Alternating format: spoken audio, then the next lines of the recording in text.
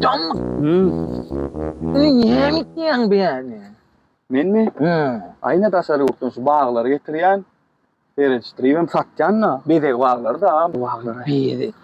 Bağvanı da koy da ünmeyden çıkayan ya. Sen özüň näme iş edýän adama onuň geçen okla? Ben mi? Owo. Men tine delili götürýän bilýän. Tine o kadar. Sigura bak. Död oğlunu diyen yok. Ellerde katağızlı. Digaydı katak ettiği yattığında. Amanı güllü düttün mü? Yani bir kâ oğlunu sarıyan aman. Tamam.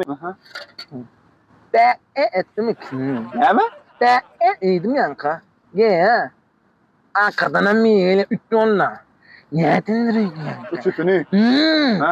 Vurdum taşıyla. Bu ne? Taşıyla. Taşıyla vurdum. Angardaýda da amca.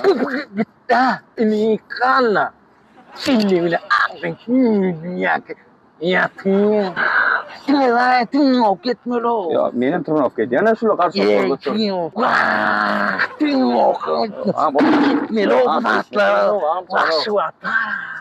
Bilyenler o. Bağlar değil mi da? Kim ay? Ayağın ayrı. Basıp duram ola. Bolon ne o? Tüyün maslıkta. Tapas daha ne bir? Basıp diýän o amca ne? Ne? İlaka dediğim ayttım ha. Ber gel kim diýmaýdy. Gelýärik. Barda mı?